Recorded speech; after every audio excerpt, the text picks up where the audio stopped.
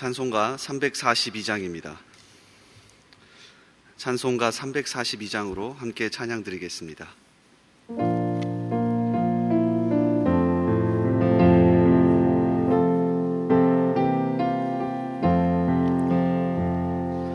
너 시험을 당해 죄 짓지 말고 너 용기를 다해 곧 물리치라. 너 시험을 이겨 새 힘을 얻고 주 예수를 믿어 늘 승리하라. 우리 구주의 힘과 그의 위로를 빌라. 주님 내 편에 서서 항상 도우시리. 내 친구를 삼가 잘 선택하고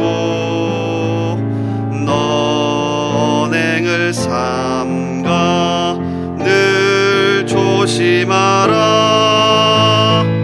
너 열심을 다해 늘 충성하고 온 정성을 다해 주 봉사하라.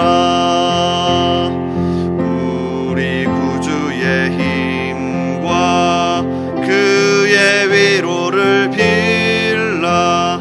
주님 내 편에 서서 항상 도우시리.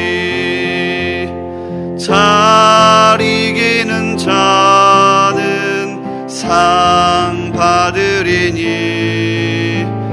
너 낙심치 말고 늘 전진하라.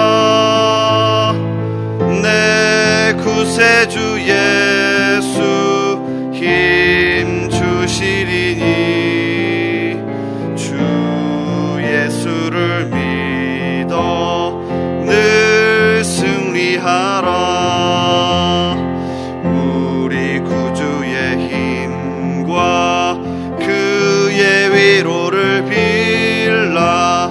주님 내 편에 서서 항상 도우시리. 아멘. 우리 기도하겠습니다. 자비로우신 주님, 오늘도 우리에게 생명 주시니 감사합니다. 특별히 이 새벽부터 사모하는 마음, 기대하는 마음으로 나와왔으니 말씀을 들을 때에 하나님의 음성을 듣게 하시고 이 시간 기도할 때에 하나님 응답하여 주옵소서. 그래서 이 새벽부터 은혜 충만한 가운데 우리에게 맡겨주신 하루를 믿음으로 승리하게 하옵소서. 주님, 먼저 우리 대한민국을 불쌍히 여겨주시기를 원합니다. 코로나로 참 어려운 가운데 있습니다. 모두가 어렵다고 하지만 오히려 이 시기를 잘 이겨내게 하시고 또 하루속히 지나갈 수 있도록 주님 은혜를 베풀어 주옵소서. 주님, 우리 교회를 불쌍히 여겨 주옵소서. 매일 진행되는 오늘의 기도와 333 특별 기도를 통해 우리 성도들이 하나님의 살아계심을 경험하게 하시며 우리의 사명감이 이 시기에도 불타오르게 하옵소서. 또한 모든 예배와 강단의 말씀을 통해 성도들이 회복되게 하옵소서. 오늘도 우리 성도들의 삶을 붙잡아 주시고 직장과 가정과 학교와 삶의 모든 터전이 살아나게 하옵소서. 대전중앙의 이름으로 살아가는 모든 성도들을 안전하게 지켜 주옵소서. 우리의 기도를 들으시고 오늘도 함께 하시는 예수님의 이름으로 기도하옵나이다. 아멘. 오늘 하나님께서 우리에게 주시는 말씀은 구약성경 예레미야 30장 12절에서 24절까지의 말씀입니다.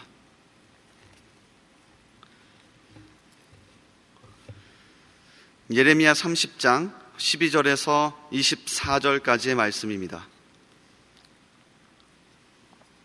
우리 한 절씩 교독하겠습니다. 여호와께서 이와 같이 말씀하시니라. 내 상처는 고칠 수 없고 내 부상은 중하도다. 내 송사를 처리할 재판관이 없고 내 상처에는 약도 없고 처방도 없도다. 너를 사랑하던 자가 다 너를 잊고 찾지 아니하니 이는 내 악행이 많고 내 죄가 많기 때문에 나는 내 원수가 당할 고난을 내가 받게 하며 잔인한 징계를 내렸도다. 너는 어찌하여 내 상처 때문에 부르짖느냐? 내 고통이 심하도다. 내 악행이 많고 내 죄가 허다하므로 이 일을 너에게 행하였느니라. 그러므로 너를 먹는 모든 자는 잡아먹힐 것이며 내 모든 대적은 사로잡혀 갈 것이고 너에게서 탈취해 간 자는 탈취를 당할 것이며 너에게서 노략질한 모든 자는 노략물이 되리라. 여호와의 말씀이니라. 그들이 쫓겨난 자라 하매 시온을 찾는 자가 없은즉 내가 너의 상처로부터 새 살이 돋아나게 하여 너를 고쳐주리라. 여호와께서 말씀하시니라. 보라, 내가 야곱 장막의 포로들을 돌아오게 할 것이고 그 거처들의 사랑을 베풀 것이라. 성읍은 그 폐허가 된 언덕 위에 건축될 것이요 그 보루는 규정에 따라 사람이 살게 되리라. 그들에게서 감사하는 소리가 나오고 즐거워하는 자들의 소리가 나오리라. 내가 그들을 번성하게 하리니 그들의 수가 줄어들지 아니하겠고 내가 그들을 존귀하게 하리니 그들은 비천하여 지지 아니하리라. 그의 자손은 예전과 같겠고 그 회중은 내 앞에 굳게 설 것이며 그를 압박하는 모든 사람은 내가 다 벌하리라. 그 영도자는 그들 중에서 나올 것이요 그 통치자도 그들 중에서 나오리라. 내가 그를 가까이 오게 하리니 그가 내게 가까이 오리라. 참으로 담대한 마음으로 내게 가까이 올 자가 누구냐? 여호와의 말씀이니라. 너희는 내 백성이 되겠고 나는 너희들의 하나님이 되리라. 보라, 여호와의 노여움이 일어나 폭풍과 회오리 바람처럼 악인의 머리 위에서 회오리 칠 것이라. 함께 읽습니다. 여호와의 진노는 그의 마음에 뜻한 바를 행하여 이루기까지는 돌이키지 아니하나니 너희가 끝날에 그것을 깨달으리라. 아멘. 먼저 광고 드리겠습니다. 수요일 새벽부터 새벽 예배, 그리고 주중에 수요 예배, 그리고 금요 기도회 모두 온라인으로 실시간으로 진행됩니다. 내일이죠. 내일 화요일 오전 10시부터 대전시가 4단계 거리두기에 들어가서 수요일 새벽부터 또 모든 주중 예배가 실시간으로 온라인으로 제공됩니다. 그래서 여러분 각자의 자리에서 예배에 참여해 주시면 감사하겠습니다. 오늘 예레미야 30장의 말씀을 같이 읽었습니다. 예레미야 30장 12절에서 24절의 말씀, 좀 긴 말씀인데요. 같이 읽었는데 진단과 처방이라는 제목으로 같이 말씀 나누겠습니다. 설교학을 공부하다 보면 설교학적 합선이란 말을 자주 듣게 됩니다. 설교자를 종종 의사의 비유를 하는데요. 병원에 가면 의사가 환자를 먼저 진단합니다. 그리고 나서 처방을 주게 되어 있죠. 그래서 좋은 의사는 처방만 주는 게 아니라 진단을 아주 잘 오랫동안 하고 그 다음에 처방을 주는 사람을 좋은 의사라고 합니다. 그래서 설교자들도 마찬가지입니다. 하나님의 말씀을 가지고 진단과 처방을 하는데 진단은 잘 하지 않고 처방만 잔뜩 들이대면 합선이 일어난다는 겁니다. 그래서 이 설교학으로 참 유명한 고든 코넬의 헤돈 로빈슨이라고 하는 교수가 이렇게 이야기해요. 설교는 하나님의 말씀으로 인간의 실존적인 문제를 다룬다. 그러므로 진단은 최대로 하고 처방은 최소로 해야 한다. 하지만 많은 설교자가 진단은 최소로 하고 사랑, 용서, 은혜, 구원 등등의 처방만 잔뜩 들이댄다. 방금 설명한 사랑과 용서와 은혜, 구원이 잘못됐다는 게 아닙니다. 너무 중요합니다. 그런데 정확하게 우리의 상태를 진단하지 않고 이러한 것들만 들이대면 합선이 일어날 수 있다는 거죠. 자, 그러면서 이 헤돈 로빈슨 교수가 가장 좋은 설교로 들이대는 게 예레미야입니다. 예레미야 성경을 그가 이렇게 말합니다. 예레미야 성경은 그 자체로 하나님의 진단서가 아닌가. 그래서 예레미야 성경을 우리가 이 새벽에 계속해서 살펴보고 있는데 구원과 사랑과 회복이란 말도 나오지만 사실 징계, 포로, 끌려감 이런 이야기가 훨씬 많이 나옵니다. 그러니까 하나님이 아주 철저하게 남유다의 상태를, 우리의 상태를 정말로 많이 진단하십니다. 자, 그리고 나서 어떻게? 처방도 주십니다. 오늘 우리가 함께 읽은 이 예레미야 30장 12절과 24절도 잘 보시면 두 부분으로 나누어져 있습니다. 12절부터 15절까지는 하나님이 철저하게 진단하시고요. 그리고 16절부터 그다음 마지막 24절까지는 하나님의 처방전과 그 이후의 회복을 다루고 있습니다. 그래서 사실 16절에 우리말 성경으로 그러므로라고 죄송합니다. 잘못 표현되어 있는데 사실은 이어져 있는 내용입니다. 그래서 한번 잘 보겠습니다. 앞부분은 진단이고 그 다음에 뒷부분 16절부터 마지막 24절까지는 처방과 회복에 대한 이야기니까 이 두 부분으로 잘 나누어서 이 시간 우리의 상태를 하나님 앞에 진단하고 점검하고 돌아볼 수 있는 시간을 되기를 바랍니다. 자, 일단 첫 번째는 12절부터 15절까지 하나님이 진단하시는 겁니다. 아주 긴 절을 할애해서 당시의 남유다의 상태를 철저하게 진단하세요. 잘 보십시오. 12절에 이렇게 시작합니다.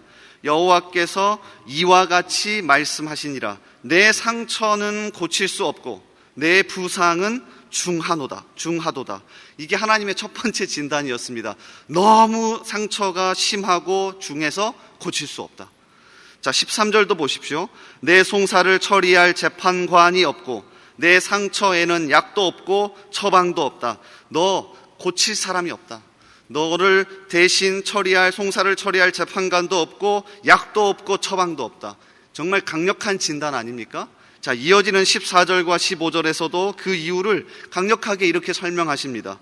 내 악행이 많고 내 죄가 많기 때문에. 15절도 내 악행이 많고 내 죄가 허다함으로. 아주 적나라하게 남유다의 상태를 하나님이 진단하십니다. 마치 메스를 들고 의사가 도려내듯이 칼을 들듯이 굉장히 강력하게 진단하죠. 그런데 이 특징을 한 가지 찾을 수 있습니다. 12절부터 15절까지 계속 읽어가다 보면 남유다의 상태가 도저히 처방이 들지 않을 정도로 심각하다는 겁니다. 고칠 수 없다라는 겁니다. 사실 이미 하나님의 이러한 진단은 예레미야 앞부분에서도 계속해서 반복되었습니다. 예레미야 17장 1절에 보면 당시 유다의 상태를 이렇게 진단하시죠. 유다의 죄는 금강석 끝 철필로 기록되되 그들의 마음판과 그들의 제단 뿔에 새겨졌거든. 굉장히 독특한 비유적 표현 아닙니까? 금강석 끝 철필로, 그러니까 그 무엇이라도 다 뚫어버리고 새길 수 있을 정도의 그 철필로 기록하는데 마음판에도 죄가 기록됐고 제단 뿔에도 그의 죄가 기록됐답니다. 하나님의 마음, 하나님의 사랑, 하나님의 말씀을 마음에 새기라고 했더니 오히려 금강석 끝 철필로 그들의 마음에 가득하게 죄를 기록했답니다. 제단에 제물의 피를 뿌리고 하나님 앞에 나아갈 수 있는 방법을 열어줬더니 일상생활 속에서는 마음껏 살다가 그 제단 앞에 나아가서 제물을 드리며 면죄부로 사용했다는 겁니다. 그러니까 방법이 없대요. 하나님의 진단은 너무 간단합니다. 먼저 이 비참한 상태를 깨달아라. 도저히 너희의 힘으로는 너희의 죄를 없앨 수 없고 아무것도 할 수 없다는 것을 깨달아라. 그러니까 의사 앞에 갔는데 당신은 아무것도 할 수 없습니다. 그 상태를 먼저 깨달으셔야 합니다. 보통 우리가 의사 앞에 가면 한국 사람들의 특징은 본인이 스스로 자기를 진단합니다. 선생님, 저 감기인 것 같습니다. 약 하나 주세요. 선생님, 저 머리가 좀 아파서 왔는데 그 타이레놀 좀 처방해 주세요. 하나님 앞에 섰을 때 우리가 가져야 할 태도는 하나님이 이야기하시는 겁니다. 도저히 너 스스로 고칠 수 없다. 너의 죄악된 마음, 너가 아무리 노력해도 절대로 이기적인 마음, 그 뼛속까지 가득한 그 마음, 너 스스로 고칠 수 없다. 이걸 먼저 깨달아라. 하나님 앞에 섰을 때 우리의 상태입니다. 그러니까 이것을 먼저 깨달으셔야 합니다. 우리 중 그 누구도 하나님 앞에 섰을 때 당당한 사람이 없습니다. 우리 중 그 누구도 하나님 앞에 섰을 때 떳떳하게 설 수 있는 사람이 없죠. 그래서 이거를 깨달아라. 이게 예레미야 성경 전체를 통해 남유다와 우리에게 주시는 하나님의 진단서 아닙니까? 그렇다면 이 진단서를 가지고 우리가 어떻게 해야 합니까? 이어지는 16절부터 말씀을 보면 갑작스럽게 회복이 됩니다. 자, 18절 그리고 19절을 보십시오. 여호와께서 말씀하시니라. 보라, 내가 야곱 장막의 포로들을 돌아오게 할 것이고 그 거처들의 사랑을 베풀 것이라. 성읍은 그 폐허가 된 그 언덕 위에 건축될 것이요 그 보르는 규정에 따라 사람이 살게 되리라. 그들에게서 감사하는 소리가 나오고 즐거워하는 자들의 소리가 나오리라. 내가 그들을 번성하게 하리니 그들의 수가 줄어들지 아니하겠고 내가 그들을 존귀하게 하리니 그들은 비천하여 지지 아니하리라. 자, 이런 말씀만 읽으면 징계와 회복, 징계와 회복, 이 부분에서 우리는 계속해서 이분법적으로 생각하게 됩니다. 심지어 22절에는 시내산에서 언약을 맺으셨던 것을 다시 생각나게끔 하죠. 너희는 내 백성이 되겠고 나는 너희들의 하나님이 되리라. 우리가 죄를 지으면 이스라엘 백성들처럼 징계받고 다시 회복되는구나. 근데 사실 핵심은 여기에 있는 게 아닙니다. 그러면 정말 쉽죠. 그냥 좀 벌 받고 다시 회복하면 됩니다. 죄를 많이 지었으면 더 많이 징계받고 회복하면 됩니다. 근데 하나님의 마음은 거기에 있지 않습니다. 자, 핵심은 17절입니다. 잘 보십시오. 17절 말씀 우리 한번 같이 읽어보겠습니다. 17절 같이 읽습니다. 여호와의 말씀이니라. 그들이 쫓겨난 자라 하매 시온을 찾는 자가 없은즉 내가 너의 상처로부터 새살이 돋아나게 하여 너를 고쳐주리라. 이게 핵심입니다. 예레미야 성경은 수없이 많은 징계와 진단의 말씀이 있지만 30장과 31장이 중요합니다. 그러니까 이번 주에 여러분 집중해서 말씀을 들으셔야 합니다. 30장 그리고 31장에서 하나님이 너희는 너무나도 비참한 상태, 아무것도 할 수 없는 상태, 율법도 주었지만 스스로는 아무것도 할 수 없다. 그래서 어떻게 하래요?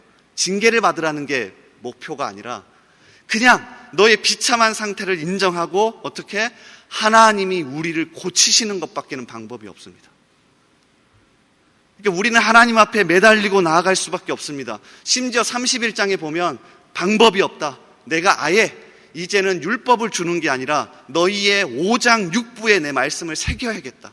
어떻게 해요? 내가 너의 죄를 지우고 너를 사랑하고 너를 너무나도 아끼는 고치는 마음 그냥 5장 6부에 새겨버려야겠다. 그래서 31장에 가면 드디어 새 언약이 나옵니다. 가만히 있어라. 내가 고치겠다. 그러니까 이게 구원 아닙니까? 이게 은혜 아닙니까? 왜 우리는 교회에 와서 은혜, 구원이란 말을 반복합니까? 그냥 가만히 있어도 다 고치신다는 게 아니라 하나님 저는 아무것도 할 수 없는 비참한 상태에 있습니다. 그러니까 어떻게 해요? 저에게 은혜를 주십시오. 저를 고쳐주십시오. 저 하나님 아시잖아요. 저 괜찮은 척해도 안 괜찮은 것 아시잖아요. 그러니까 이 새벽에 다시금 이 은혜를 구하고 매달립시다. 다시금 더 매달립시다. 하나님 제 상태 아시죠? 고쳐주십시오. 저 은혜가 더 필요합니다. 저 신앙생활 30년 40년 했지만 더 제 마음 아시죠? 주님의 사랑으로 덧입혀 주십시오. 이렇게 이 새벽에 오늘 다시금 매달리고 주님 앞에 기도할 수 있는 저와 여러분 되기를 주님의 이름으로 소원합니다. 이 17절의 말씀을 제가 새번역 성경으로 다시 읽어드리고 말씀을 마칠까 합니다. 잘 들어보십시오. 비록 사람들이 너를 보고 시온은 쫓겨난 여자요 찾아오는 사람이 아무도 없는 여인이다 할지라도 진정 내가 너를 고쳐주고 내 상처를 치료하여 주겠다. 나 주의 말이다. 아멘. 우리 함께 말씀을 붙잡고 먼저 이 시간 기도하겠습니다. 하나님, 우리가 주님 앞에 겸손하게 나아갑니다. 내가 뭐 잘난 것 있겠습니까? 주님, 내가 얼마나 비참한 상태이고 내가 많은 것을 공부하고 오랫동안 신앙생활을 했다 하더라도 주님 내 마음이 얼마나 이기적인지요, 얼마나 죄가 가득한지요, 이 비참한 상태를 주님 앞에 나올 때마다 겸손하게 나아올 수 있게 해달라고 주님 교만한 마음 조금 내려놓고 하나님 저를 만져주셔야 합니다. 하나님 저를 고쳐주셔야 합니다. 제 마음을 어루만져 주셔야 합니다. 아예 하나님의 말씀을 내 5장 6부에 새겨주셔야 합니다. 이런 심정으로 주님 앞에 매일같이 나올 수 있게 해달라고 이 시간 말씀을 붙잡고 간절한 마음으로 하나님 앞에 기도합시다. 또한 우리나라를 위해서 기도해 주십시오. 참 어려운 가운데 있습니다. 코로나 때문에 전국이 거리두기가 더 강화되고 있고 많은 사람들이 힘들어하고 있는데 이 시기일수록 서로 비난하는 것이 아니라 서로 손가락질하는 것이 아니라 오히려 더 하나 되고 더 하나된 마음으로 극복해낼 수 있게 해달라고 우리나라를 위해서 기도해 주십시오. 또한 우리 교회를 위해서도 기도해 주십시오. 이 시기에 더 하나님을 멀리 떠나는 것이 아니라 핑계 삼아서 하나님을 멀리 떠나는 것이 아니라 더 하나님께 가까이 올 수 있게 해달라고, 자기 합리화에 빠져서 쉽게 예배하는 것이 아니라 더 하나님 앞에 매달리게 해달라고 우리 교회와 우리 나라와 또 오늘 말씀을 붙잡고 이 시간 간절하게 하나님 앞에 기도하겠습니다. 먼저 우리 주님 이름 한번 부르고 같이 기도합니다.